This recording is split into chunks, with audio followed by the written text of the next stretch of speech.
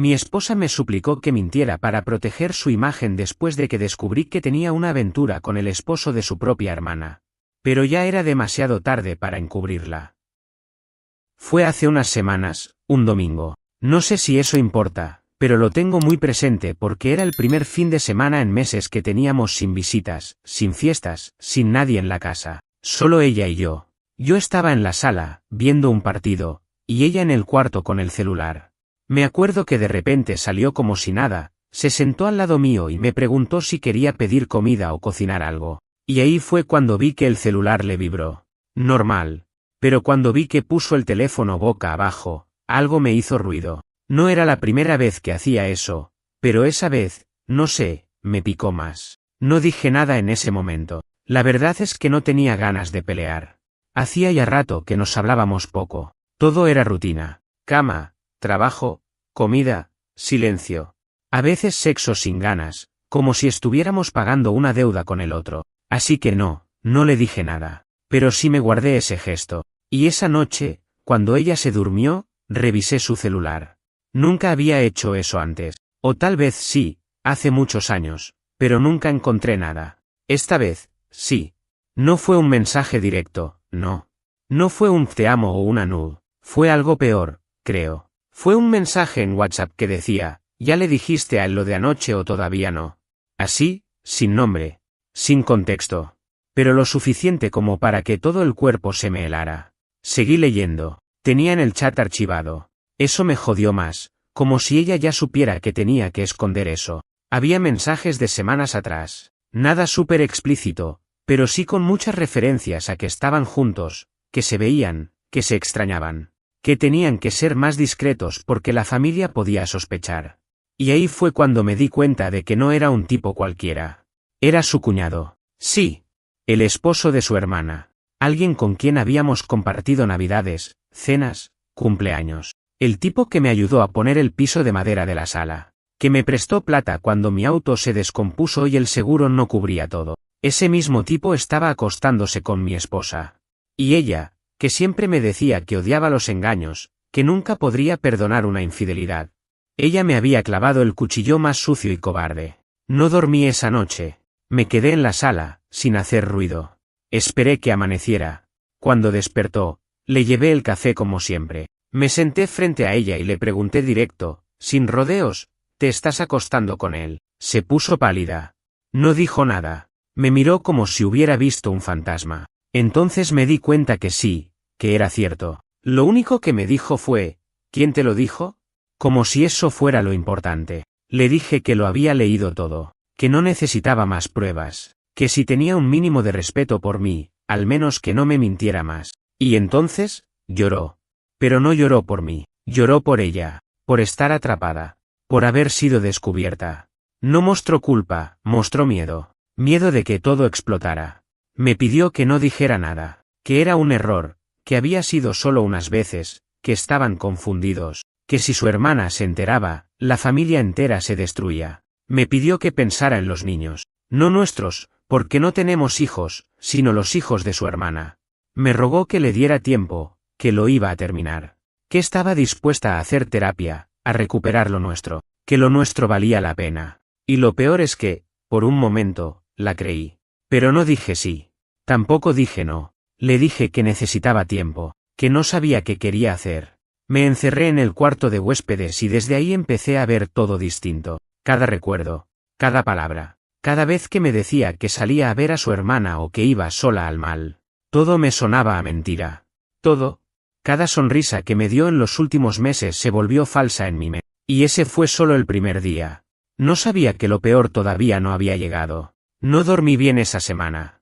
Me despertaba a las 3 o 4 de la mañana, como si el cuerpo supiera que algo no estaba bien. Me quedaba mirando el techo, pensando si era posible que todo esto estuviera pasando de verdad. Yo me esforzaba por seguir como si nada frente a ella. Me iba a trabajar, volvía, comíamos juntos en silencio o con charlas tontas, pero todo se sentía falso. Ella intentaba actuar como si las cosas estuvieran bien, como si una charla incómoda hubiera resuelto todo. Pero no era eso. Era como si ella pensara que si se portaba bien unos días, todo volvería a la normalidad. Como si el tiempo pudiera hacerme olvidar lo que leí. como si yo fuera estúpido. No la confronté otra vez en esos días. No sabía qué hacer.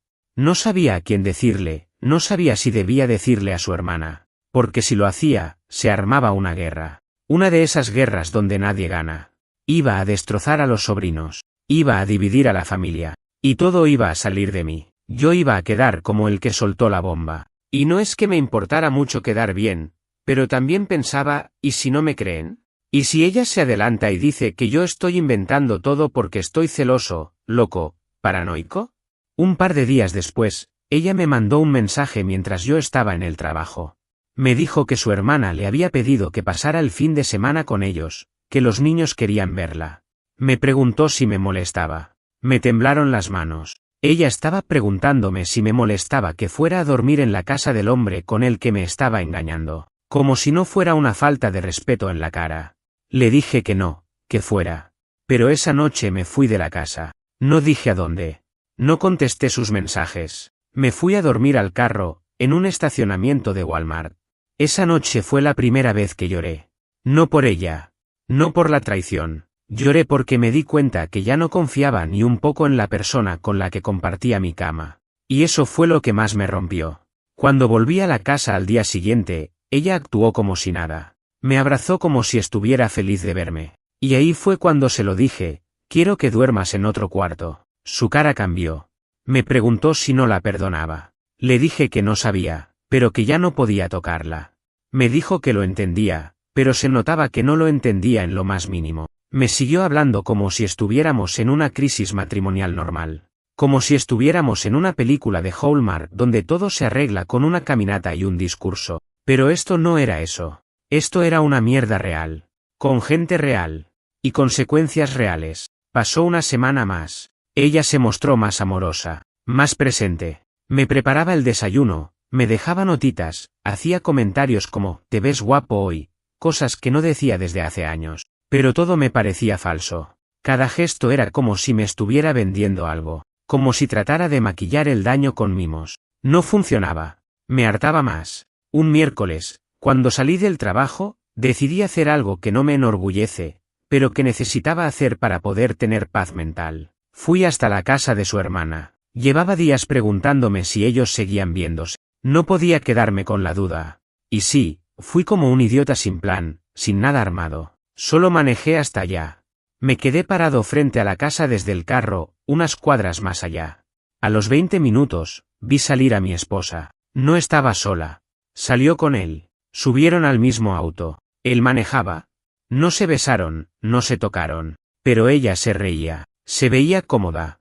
Como si no pasara nada. Como si no estuviera rompiendo todo a nuestras espaldas. Y ahí supe que me había mentido. Que no había cortado nada. No lo seguí. No quería convertirme en eso. Pero cuando llegué a casa, la esperé. Me hice el dormido. Escuché cuando entró, dejó las llaves, se quitó los zapatos. Pasaron unos minutos y vino a mi lado. Me acarició el brazo. Me dio un beso en la mejilla. Descansa, me dijo. Dormí con el corazón muerto esa noche. Al día siguiente la confronté. Le dije que la había visto salir con él. Que no me mintiera más. Al principio se hizo la confundida. Dijo que solo fueron a tomar un café, que necesitaban hablar, que estaban cerrando ese capítulo tóxico y que quería cerrarlo bien para no dejar asuntos pendientes. Me reí en su cara. No sé por qué, pero me reí. Fue una risa amarga. De esas que no vienen de gracia, sino de asco. Le dije que era una basura, y que no sabía cuánto tiempo más iba a soportar verla en la misma casa. Ese día empacó una maleta y se fue a casa de su mamá. Me dejó una nota diciendo que necesitábamos espacio, como si no me hubiera explotado ya todo en la cara. Como si el problema fuera el espacio. Pensé que ahí terminaba todo, que al menos iba a tener paz para pensar. Pero no. No sabía lo que venía. No tenía ni idea de que el verdadero infierno todavía no había empezado. Pasaron 3 días desde que se fue. Al principio sentí alivio. Pude estar en la casa sin sentir esa incomodidad constante. Dejé de dormir en el cuarto de huéspedes y volví a mi cama, aunque seguía sintiéndola ahí. Su olor seguía en la almohada. Tuve que lavar todo 2 veces para que se fuera. No es un detalle importante, pero me acuerdo porque fue como limpiar algo podrido. Como si con eso pudiera sacar de mi cabeza todo lo que pasó. No me escribió durante esos días. ni una llamada, ni un mensaje. Yo tampoco. No porque quisiera hacerme el fuerte, sino porque no tenía nada que decirle. Estaba bloqueado, como si ya no tuviera ganas de hablar nunca más con ella. Pero el silencio no duró mucho. El sábado por la mañana tocaron el timbre. Pensé que era el correo, pero no. Era su hermana. Sí, su maldita hermana. Venía con una cara tensa. Se notaba que ya sabía algo. Me dijo que necesitaba hablar conmigo, que no sabía a quién más acudir. La dejé pasar, medio confundido, medio cansado ya de todo. Se sentó en el sillón, sin decir nada por un rato. Después me soltó una bomba. Ella lo sabía. No desde el principio. Pero hacía como un mes que había notado algo raro entre su esposo y mi esposa. No era que los hubiera pillado en la cama ni nada. Pero había visto mensajes en el Apple Watch del tipo. Notificaciones cortas, pero sugerentes. Nada que confirmara el sexo, pero sí la relación. Le preguntó a él, y él le juró que era una tontería, que solo estaban hablando mucho por el estrés, que eran cosas de familia, que ella lo estaba malinterpretando. Y lo peor, le creyó.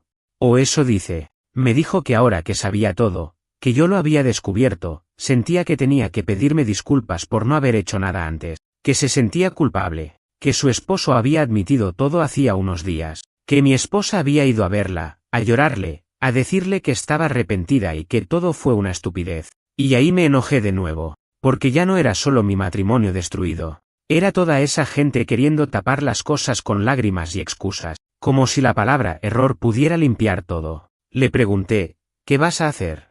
Me dijo que no sabía, que tenía miedo, que no quería que los niños se enteraran, que no quería destruir su familia, que tal vez podía perdonarlo, porque no fue algo físico todo el tiempo. Me dieron ganas de decirle que era una cobarde, pero no lo hice. Estaba viendo en ella el mismo reflejo de mí hace una semana, intentando agarrarse de algo que ya está muerto. Cuando se fue, me encerré en el baño. No lloré, solo me miré en el espejo. No me reconocí. No por la barba o las ojeras, sino porque ya no sabía quién era yo en todo esto. Era el tipo traicionado, sí, pero también era el tipo que se quedó. El tipo que no dijo nada, que todavía no había tomado ninguna decisión. Esa noche, mi esposa volvió a escribir. Me mandó un mensaje largo. Me dijo que ya todos sabían, que su hermana estaba devastada, que todo se había salido de control, que necesitábamos hablar. Me negué. Le dije que no había nada que hablar. Me contestó que entonces iba a venir igual. ¿Y vino? Llegó como si fuera su casa. Y lo era. Lo sigue siendo legalmente. Se metió con una bolsa de supermercado. Dijo que había traído cosas para cocinar. Como si eso arreglara algo. Le dije que no cocinara nada. Que no se quedara. Que se fuera. Me ignoró. Puso la bolsa en la cocina. Se acercó y me miró como si fuera la víctima. ¿De verdad me vas a dejar sola en esto?, me dijo. Tuve que respirar hondo para no gritarle. Le dije que no, que ella no estaba sola. Que tenía al tipo con el que se acostó. Que fuera con él. Que a mí me sacara de esa ecuación. Ahí empezó con lo de siempre, que fue un momento de debilidad, que no sabe cómo pasó, que no estaba bien mentalmente, que se sintió vacía. Me dio igual. Me dolía, sí. Pero ya no me afectaba como antes. Era más rabia que tristeza. Más decepción que dolor. Intentó tocarme la mano. Se la saqué. Me dijo que me amaba. Le dije que no le creía. Me pidió que no la odiara. Le contesté que no tenía energía ni para odiarla. Se fue esa noche, no sin antes dejar una carta escrita a mano. No la leí. La rompí sin abrirla. Porque ya está. Ya no quiero saber cómo se siente ella. Todo se trató de ella desde el primer momento. Esa fue la noche en la que decidí que no iba a quedarme. Que iba a dejar esa casa. No me importaba lo que viniera después. No me importaba dormir en el piso de alguien. Necesitaba irme. Porque si me quedaba, me iba a podrir por dentro. Pero antes de eso, todavía quedaba algo que decirle a su familia. La mañana siguiente fue rara. Me levanté y ya sabía lo que tenía que hacer, pero aún así me movía lento, como si cada parte del cuerpo se negara a cooperar. Abrí el armario y metí ropa en una maleta vieja. No tenía dónde ir exactamente, pero necesitaba irme, aunque fuera por un par de días. No podía seguir durmiendo en esa cama, caminando en esa cocina, usando ese baño. Todo estaba contaminado. Antes de salir, me senté en el sillón y pensé en la familia de ella, en su madre, en su padre, en sus hermanos, gente que me había tratado siempre como uno más. Y que ahora, o no sabían nada, o sabían algo y estaban haciendo como si no. Me empecé a preguntar cuánto sabían realmente, porque a veces no hace falta ver una infidelidad con tus propios ojos para saber que algo no está bien. A veces, la gente solo prefiere no preguntar. Porque si no preguntas, no tenés que actuar. Y eso me encendió por dentro, porque mientras yo me estaba destrozando solo en silencio, ellos seguían con sus almuerzos de domingo, sus grupos de WhatsApp, sus selfies en cumpleaños, como si nada hubiera pasado. Tomé el teléfono y llamé a su madre. Ella atendió con tono amable, como siempre. No sabía nada. O al menos eso me hizo creer. Le dije que necesitaba hablar con todos, que si podían juntarse ese mismo día. Me preguntó si era algo malo. Le dije que sí. Esa tarde, fui a la casa de sus padres. Estaban casi todos, su madre, su padre, 2 de sus hermanas, y uno de los cuñados que no tenía nada que ver en esto. Obviamente, no estaban ni mi esposa ni el tipo con el que se acostó. Me ofrecieron algo de tomar. Dije que no. Me senté frente a ellos y les conté todo, sin rodeos, sin pausas. Les dije que ella me había sido infiel con el esposo de su hermana, que llevaba semanas viéndolo, que ella lo había confesado, que yo había visto los mensajes, que no había dudas, que no era un invento, ni una suposición. La madre se tapó la boca con las manos. El padre bajó la mirada. Nadie dijo una palabra durante casi un minuto. Una de las hermanas empezó a llorar. El cuñado que estaba ahí puso cara de que se quería ir corriendo. Nadie sabía cómo responder. Y entonces, el padre me preguntó por qué lo estaba diciendo así, por qué frente a todos, y ahí sí exploté. Le dije que ya estaba harto del secretismo, de la idea de que estas cosas se tapan, de que hay que cuidar a la familia mientras uno se traga la mierda solo. Le dije que no lo hacía por venganza, ni para humillar a nadie, que lo hacía porque no quería cargar con el peso del silencio, que si iban a juzgar a alguien, que fuera a los que traicionaron, no al que fue traicionado. No me defendí más. No necesitaba aprobación, solo quería que lo supieran. Me paré y me fui. Esa noche dormí en el sofá de un compañero de trabajo. Le expliqué lo justo. Me dijo que podía quedarme unos días. No preguntó mucho. Lo agradecí. A la mañana siguiente, tenía más de 20 mensajes de mi esposa, y varios de su hermana. Los leí todos, lloriqueos, culpas, ruegos. Una montaña de perdón, no lo digas así, estás destruyendo a todos. Me reí solo.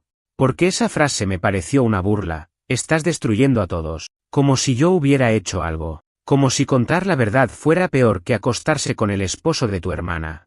Esa frase fue el clavo que faltaba. No había vuelta atrás. Decidí responderle con una sola línea, ya no me importa nada de ustedes, arreglen su desastre. Yo me voy. Y cumplí. Pedí días en el trabajo. No di detalles. Hice las maletas como pude y me fui. Renté un Airbnb fuera del estado, en una zona tranquila. No dije a nadie dónde estaba, solo a mi jefe, por protocolo. Apagué el teléfono. Ahí fue cuando por fin dormí. No bien, pero dormí. Pasaron 2 días y me escribieron al correo. Primero ella, luego su hermana, después su madre. Todos con la misma línea, podemos hablar, no destruyas a la familia, esto no tiene que terminar así. Y ahí me di cuenta de lo enfermo que estaba todo. Porque nadie me preguntó cómo estaba yo. Nadie. Todos hablaban del daño general, del grupo, de la imagen, de la reputación. Nadie se tomó un segundo para pensar en lo que habían hecho conmigo. Era como si yo fuera el villano por no haber aceptado quedarme callado. Como si exponer la podredumbre fuera peor que ser parte de ella. Entonces escribí otro correo. Uno largo. Ahí sí les dije todo. Detalles, tiempos, fechas. Les dije que no se preocuparan, que no iba a publicar nada en redes ni hacer escándalo, que no era mi estilo, pero que no cuenten conmigo para seguir la farsa, que no iba a aparecer en más cumpleaños, ni cenas, ni navidades, que cada vez que brindaran por la familia, yo no iba a estar. Y cerré con una frase que me salió sin pensar, les deseo suerte viviendo con lo que eligieron callar. No respondieron. Por fin, silencio. Pero no duró mucho. El silencio duró exactamente 2 días. El tercer día, alguien tocó la puerta del Airbnb. Me asomé por la ventana y vi a mi esposa, sola, sin maleta, sin nada. Tenía la cara de alguien que no ha dormido en días. No abrí. Me quedé mirando por la cortina hasta que se dio cuenta que la estaba viendo. Golpeó un par de veces más y después se sentó en las escaleras de la entrada. Así, como si nada, como si eso fuera normal, como si ella tuviera el derecho de aparecer y pedirme que la escuche. Estuvo ahí como una hora, después se fue. No dejó nota, ni mensaje, nada. Esa noche encendí el celular por primera vez desde que me fui. Tenía llamadas perdidas, mensajes de voz, mensajes escritos, de ella, de su hermana, de su madre, de un número que ni conocía y que resultó ser el de una prima de ella. La historia ya se había regado por toda la familia. No sé si les contaron la verdad completa o una versión suavizada, pero todos querían hablar. Todos querían arreglar. Nadie quería responsabilizar. Escuché uno de los audios. Era ella, llorando. Decía que no estaba bien, que necesitaba ayuda, que se sentía sola, que no podía más. Dijo que no esperaba que yo la perdonara, pero que no soportaba el silencio, que al menos la escuchara una vez más. Y ahí me agarró una mezcla rara. Parte de mí quería ignorarla, dejarla pudrirse en su arrepentimiento, pero otra parte, más jodida, más humana, quería respuestas. No cierre. No paz. Respuestas. Le respondí con un vení mañana a las 6. Te escucho. Y después te vas. La mañana siguiente no me concentré en nada. No pude leer, ni mirar la tele, ni salir a caminar. Me pasé el día entero pensando en qué iba a decirle, en si iba a gritarle, en si iba a tirarle en la cara todo lo que me había hecho sentir. Pero a las 6 en punto, cuando tocó el timbre, no dije nada. Abrí. Entró. Se sentó. Y se largó a hablar. No paró en 40 minutos. Dijo que todo empezó hace más de 6 meses, que una vez él la acompañó a hacer una compra para el cumpleaños de su hermana, que se quedaron tomando un café, y que ahí sintió algo, que no lo buscó, que solo pasó, que al principio fue solo por mensajes, que después se vieron 2 veces a escondidas, que él también se quejaba de su matrimonio, que decían que se entendían como nadie más los entendía, que se sintió viva por primera vez en años. Me lo dijo como si eso justificara algo. Dijo que lo que tenían era emocional, que solo se acostaron una vez. Le pregunté en qué momento fue. Me lo dijo. Y fue durante una semana en la que yo estaba enfermo con gripe, y ella había dicho que iba a ayudar a su hermana con un problema del carro. Me dieron ganas de vomitar. Intentó tomarse la culpa entera. Dijo que él no la forzó, que ella también cruzó la línea, que no sabía por qué lo hizo, que se sentía vacía, que estaba pasando por una crisis, que yo me había alejado emocionalmente, que se sentía sola. Ahí sí le hablé. Le dije que yo también me sentí solo un montón de veces, que también dudé, que también me cuestioné la relación, que también pensé en irme, pero que nunca traicioné, nunca mentí, nunca me metí con alguien de la familia, porque eso es otra cosa, eso no es un error, eso es una decisión, consciente, fría, repetida. No dijo nada. Le pregunté si seguía en contacto con él. Dijo que no.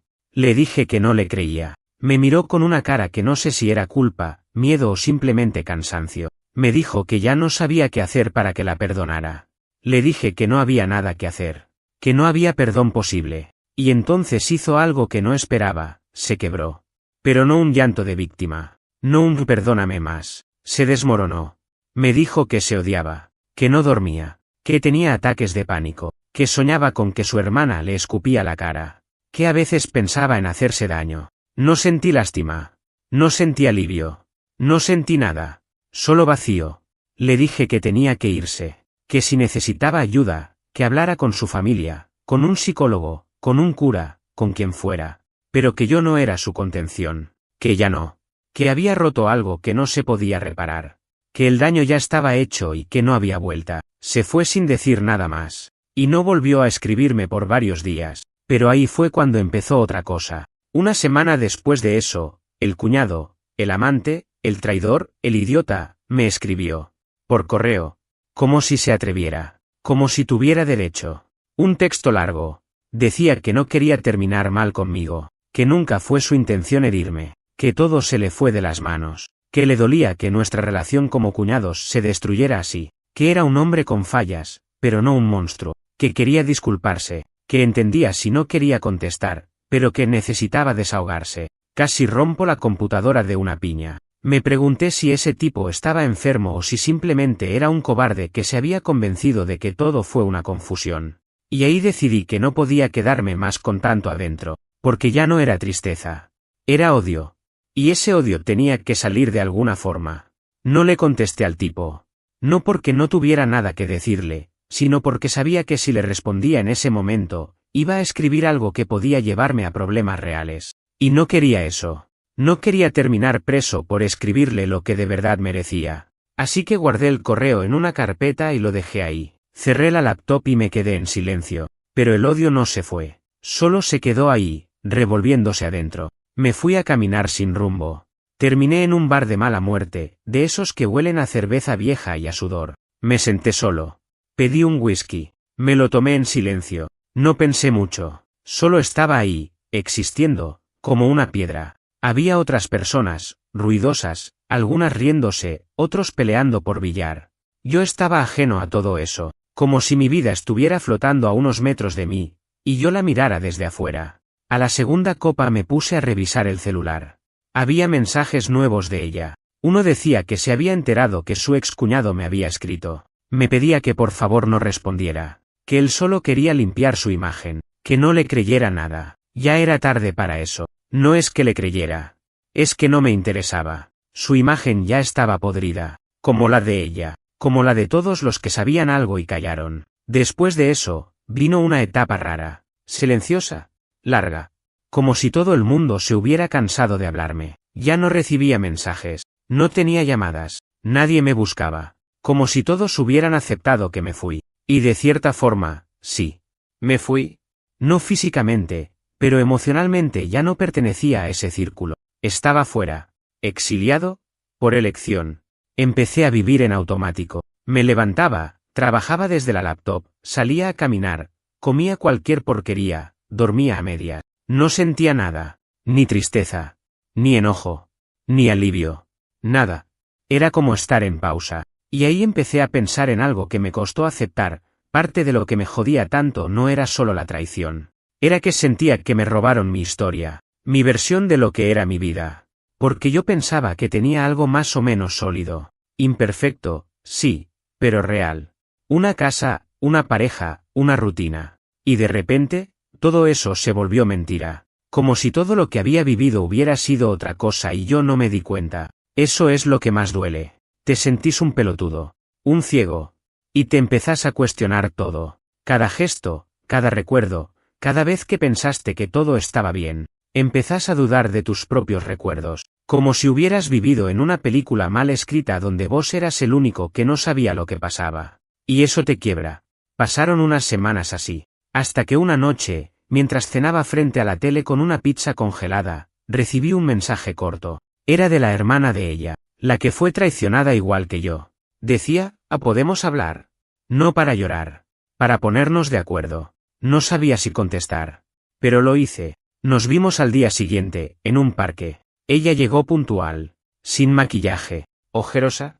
Sentada en el banco, no me miró a los ojos al principio. Me dijo que lo había dejado a él. Que no lo aguantaba más. Que no podía mirarlo sin pensar en todo. Que el asco era más fuerte que el miedo a estar sola. Que ya había contactado un abogado. Yo le dije que estaba haciendo lo correcto. Y entonces me preguntó algo que no esperaba. ¿Vos vas a seguir con ella? Casi me reí. Le dije que no. Que nunca más. Que si tenía algo que ver con mi vida, era solo legalmente, hasta que cerremos todo. Que después de eso, desaparecía. Me dijo que me entendía. Y ahí, por primera vez, compartimos algo real. No amor. No comprensión. Solo ese silencio incómodo de los que fueron traicionados por la misma gente. No nos abrazamos. No nos dimos ánimos. Solo nos sentamos un rato más, sin decir nada, y después cada uno se fue por su lado. Fue raro. Pero fue más honesto que todo lo que viví en los últimos meses. Después de eso, volví a escribirle a mi esposa. Le dije que quería empezar el proceso legal de separación. Que ya no podía más con la incertidumbre. Que necesitaba cerrar esto. Me respondió con un simple ok.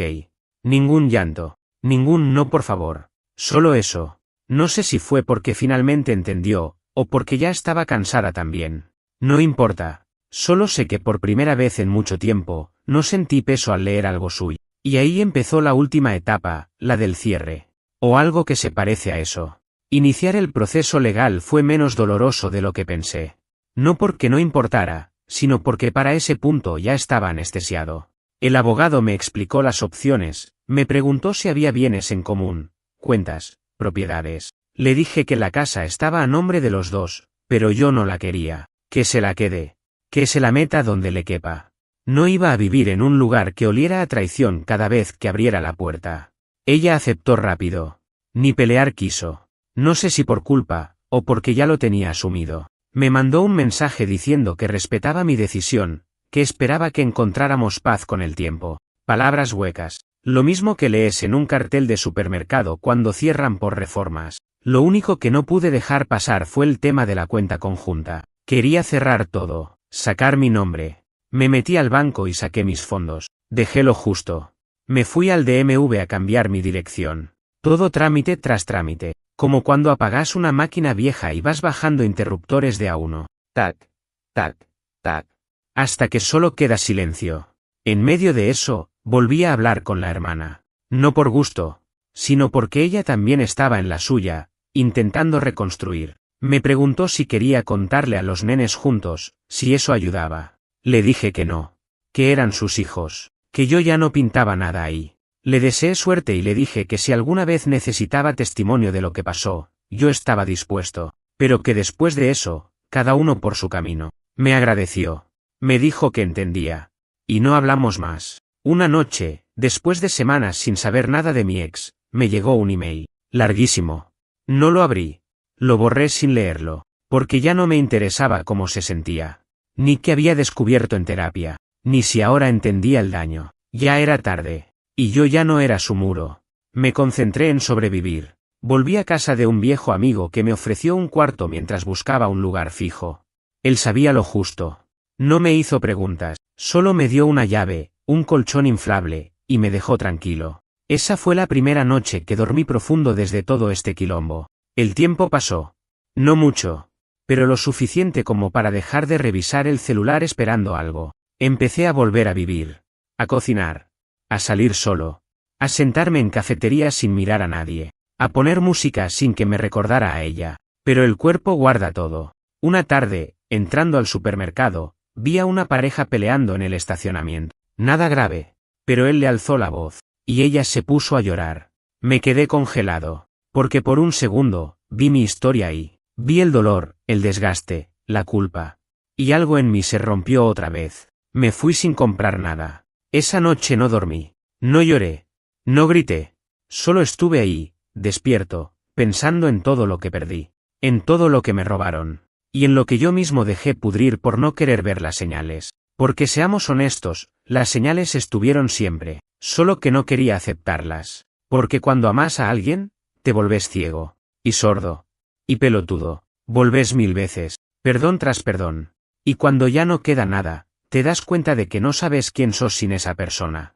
Y ahí empieza lo más jodido, rearmarte, no para gustarle a nadie, no para probar que sos fuerte, sino para poder vivir con vos mismo, para mirarte al espejo sin asco. En uno de esos días raros, una amiga de años me invitó a comer, nada romántico, solo una cena. Acepté.